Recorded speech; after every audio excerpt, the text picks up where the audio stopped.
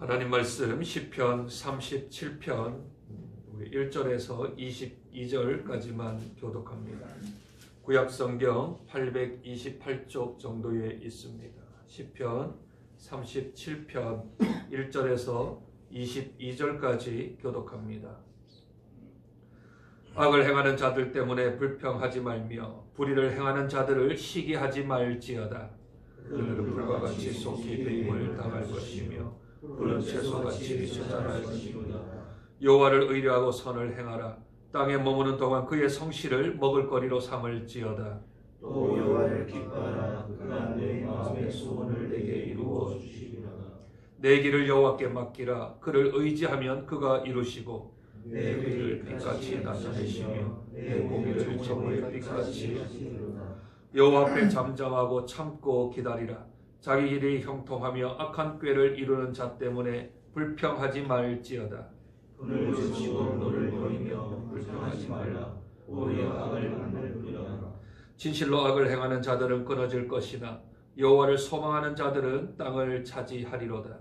잠시 후에는 악이 없어지니 내가 그곳을 다시 살필지라도 없으리라.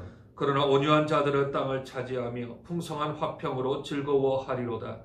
악인이 의인을 꾀하고 그를 향하여 그의 일을 강요하다. 그러나 주께서 그를 비웃으시리니 그의 날이 다가옴을 보심이로다. 악인이 칼을 빼고 칼을 당겨 가난하고 공평한 자를 끌어들이며 행위가 정직한 자를 죽이고자 하나. 그들의 칼은 오히려 그들의 양심을 찌르고 그들의 활은 부러지리로다. 의인의 적은 소유가 악인의 풍성함보다 낫도다. 악인의 팔은 부러지나 의인은 여호와께서 붙드시는도다.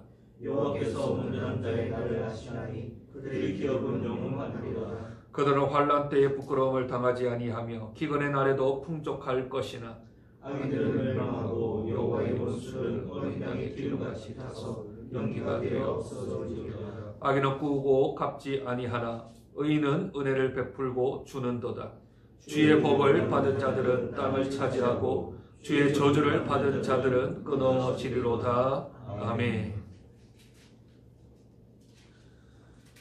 매스미디어를 통해서 볼 수 있는 드라마나 영화, 연극 같은 그러한 장르에 있는 부분들이 아름답게 끝나는 것을 해피엔딩이라고 말합니다. 반대로 아름답지 못하게 슬프게 끝나는 것을 새드 엔딩이라고 부르지요. 그런데 해피엔딩이나 새드 엔딩이나 두 가지의 공통 분모가 있습니다. 그것은 곧 악한 자들 또 주인공이나 또는 착한 이들을 괴롭힌 자들이 반드시 망하게 된다는 겁니다. 망하고 나서 주인공이 아름다운 이야기로 끝마치면 해피엔딩, 주인공들이 슬프게 끝마치면 새드 엔딩이라고 그렇게 부르지요. 그런데 세상은 어떻습니까? 세상은 해피엔딩이나 또는 새드 엔딩이 한다 하더라도 그러나 악인이 패하거나 망하는 경우는 별로 볼 수가 없습니다. 오늘 읽었던 시편 37편은 이에 대하여서 적나라하게 우리에게 알려주고 있습니다. 믿음의 사람들이 믿음의 삶을 살아가는 데 있어서 만족하거나 자족하거나 그렇게 평안한 가운데 살아간다면 예수 믿는 것이 그리 어렵지 않을 것입니다. 그러나 이 땅에 육신으로 살아간다는 것, 이 땅에 믿음을 갖고 살아간다는 것이 그렇게 만만한 일이 아닌 것이지요. 눈에 보기에는 불의와 불법이 승리하는 것 같고 또한 거짓과 기만으로 도배된 삶들이 더 풍성한 삶을 누리고 있기도 하며 죄와 악을 짓는 이들이 힘과 재력과 부와 권세들을 가지고 계속 살아가는 모습을 우리들은 보게 되는 것입니다. 그때 우리는 어떻게 될까요? 우리 입술에서 불평, 불만, 시기 같은 것들이 있지 않겠습니까? 오히려 우리도 이렇게 살아가는 것이 혹 잘못된 것이 아닐까라고 우리 스스로가 스스로를 자책하는 경우까지 생기게 되어집니다. 그러나 오늘 시편 37편은 하나님께서 악인과 의인에 대하여서 그의 결말들, 그의 살아가는 삶에 대하여서 아주 구체적으로 우리에게 언급을 하고 있습니다. 먼저 악인들의 삶을 한번 살펴보죠. 악인들은 어떤 사람이며 어떤 행동을 하며 살아가는 사람들입니까? 1절, 악을 행하는 자 그리고 불의를 행하는 자를 악인이라 성경은 정의하고 있습니다. 그들은 어떤 행위를 하는지 12절을 한번 보시죠. 악인이 의인치기를 꾀하고 그를 향하여 그의 일을 간다 합니다. 의인은 악인과 같은 행동을 하지는 않겠지요. 14절 한번 볼까요? 악인이 칼을 빼고 활을 당겨 가난하고 궁핍한 자를 엎드러뜨리며 행위가 정직한 자를 죽인다 합니다. 21절은 악인은 꾸고 갚지 않는다 합니다. 32절은 악인이 의인을 엿보아 살해할 기회를 찾는다 합니다. 이런 것들이 악인들이 행하는 일들입니다. 우리 가운데 이러한 일은 없어야 합니다. 분하다고 억울하다고 이를 갈거나 또는 저 사람 죽었으면 좋겠다 하는 살해의 마음을 가진다 하든지 또는 어떤 장꾀를 부려서 다른 사람들을 밟고 일어서겠다 하는 것들은 다 악인들이 행하는 행위요. 그들의 정당성, 정체성을 성경은 그렇게 꼬집어 말씀하고 있습니다. 그런데 문제는 이들이 살아가는 삶 가운데 어떤 것을 누리고 있느냐 하는 것이죠. 7절 한번 볼까요? 그들의 길이 형통합니다. 그들의 가는 길이 마치 큰 대로를 걸어가는 것처럼 큰 길, 형통의 길을 걸어갑니다. 16절 한번 봅시다. 16절 악인의 풍부함이라는 표현을 쓰고 있죠. 악인의 풍부함. 의인은 소유가 적은데 악인은 풍부한 그런 소유를 가지고 있습니다. 35절에는 큰 세력을 갖고 있다 합니다. 권력을 갖고 있다는 거죠. 권세를 가지고 있다고 성경은 말합니다. 우리에겐 질문이 있습니다. 그렇다면 악인은 형통하고 소유가 많고 권력이 있는데 하나님은 어디 계시냐는 겁니다. 하나님의 정의와 공의는 어디에 있느냐라는 것이겠죠. 살아계신 하나님은 왜 가만히 계시는가 하는 우리의 질문이 여기에 나타나지 않겠습니까? 이런 상황 속에서 하나님은 오늘 시편 37편에서 우리 의인들이 어떻게 반응해야 하며 어떻게 대응해야 하는가를 구체적으로 말씀합니다. 그 첫 번째는 불평하거나 시기하지 말라 하십니다. 우리 1절 악을 행하는 자들 때문에 불평하지 말며 불의를 행하는 자들을 시기하지 말지어다 합니다. 7절에도 후반절에 보면 불평하지 말지어다 하지요. 8절에도 불을 그치고 노를 버리며 불평하지 말라 하십니다. 첫째는 불평하지 마라.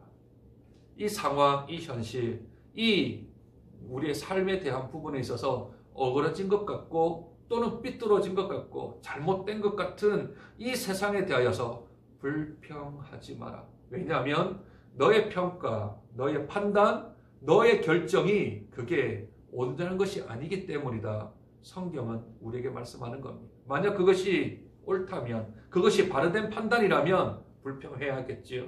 그러나 아직 판단은 유보되어야 합니다. 평가에 대해서는 조금 더 기다려야 합니다. 시기는 뭘까요? 부러워하는 걸 아니겠습니까? 나도 저랬으면 좋겠다. 나도 저렇게 살았으면 좋겠다. 나도 죄를 짓는데 형통하고 나는 악을 행하는데 내 길이 형통할 뿐만 아니라 큰 세력을 갖고 많은 소유를 가졌으면 좋겠다 하는 부러움이 생길 수 있다는 겁니다. 믿는 자들에게. 그러나 그것을 멈춰라 하십니다. 둘째는 여호와를 의지하고 선을 행하라 하십니다. 3절입니다. 여호와를 의뢰라는 말은 신뢰라는 말인데 여호와를 신뢰하고 도리어 선을 행하라 하십니다. 5절이요. 여호와께 맡기라 그를 의지하라. 27절 악에서 떠나 선을 행하라 하십니다. 도리어 우리들에게 하나님께서 말씀하시는 바는 불평하지 말고 시기하지 말고 도리어 하나님 의지해라. 하나님 신뢰해라. 그리고 도리어 선을 행하라 하십니다. 세 번째는 여호와로 인하여 잠잠하고 참고 좀 기다려라 합니다. 7절 여호와 앞에 잠잠하고 참고 기다리라. 34절 여호와를 바라라. 여호와를 바라는 말은 이것은 기다리라는 말과 동일합니다. 하나님께서는 우리들에게 하나님을 신실하게 믿는다면 주님께 맡기라 하십니다. 참고 좀 기다려라 합니다. 판단을 좀 유보해라. 결론을 좀 짓지 말고 좀 소결만 내리고 완전한 결론은 하나님이 내릴 수 있도록 좀 기다려주고 참아주라 합니다. 불평하고 시기하지 말 것은 반드시 하나님께서 갚아주신다라는 약속 때문입니다. 악인들에게 넘어지고 엎드러지는 것은 그것은 하나님의 손에 붙들려 있기 때문에 절대로 완전한 엎드러짐은 없다. 24절은 말씀합니다. 뿐만 아니라 28절에는 하나님께서 정의와 공의를 이제 집행하실 것이다. 곧 빠른 시간 내에 집행하실 것이다. 뿐만 아니라 하나님의 성도들을 절대 하나님께서 버리지 아니하실 것이다 말씀합니다. 뿐만 아니라 마음의 소원을 이루어 주시는 하나님, 인생의 길을 이루어 주시는 하나님, 기뻐하며 붙들어 주시는 우리 하나님 때문에 우리들은 불평하지 말고 시기하지 말고 오직 주님을 의지하며 기다려야 합니다. 악에서 떠나 선을 행하는 삶에 대하여서 하나님이 가만히 계시지 않습니다. 하나님께서는 의인들의 삶을 축복하사 오늘 총 5번에 걸쳐서 땅에 대한 이야기를 하십니다. 9절, 11절, 22절, 29절, 34절에 보면 의인은 온유한 자는 하나님의 뜻 가운데 행하는 자는 땅을 기업으로 받을 것이다. 하나님 나라의 땅을 기업으로 받을 것이다. 저와 여러분에게 땅을 준다라는 표현과 구약시대의 다윗시대에 땅을 준다라는 표현은 완전히 다릅니다. 이스라엘은 땅이 좁은 땅입니다. 그런데 그들에게 하나님이 땅을 주신다라고 하는 것은 그들에게는 생명이요, 그들에게는 삶이며 그들에게는 전체 인생을 다 통틀는 것이지. 그러니 마음이 온유한 자에게 땅을 기업으로 받는다라고 하는 땅에 대한 개념은 구약 성경에서 아주 중요한 개념입니다. 그것을 주시겠다 약속하시며 다윗을 안심시키며 그때를 살아가는 사람들을 안심시키는 하나님의 모습을 보게 되어집니다. 설령 내가 생각했던 결과가 나오지 않는다 하더라도, 설령 내가 생각했던 바대로 내 인생이 이끌려가지 않는다 하더라도 그러나 너무 슬퍼하거나 너무 안타까워하지 마십시오. 왜냐하면 저와 여러분들을 하나님이 붙들고 계십니다. 하나님이 잡고 인도해 가고 있는 것이지요. 해피엔딩이 안 돼도, 새드엔딩이 안 돼도, 악한 사람들이 잘못 안 되어도 그러나 하나님께서 우리 인생을 붙들고 계십니다. 그러니 안심해도 됩니다. 그러니 부러워하지 않아도 됩니다. 오직 하나님을 믿는 그 마음으로, 그 믿음으로 오늘 하루도 하나님이 나를 붙드시고 나를 선하게 인도하신다는 그 믿음으로 이 하루도 승리하는 복된 저와 여러분 되시길 주님의 이름으로 축복드립니다.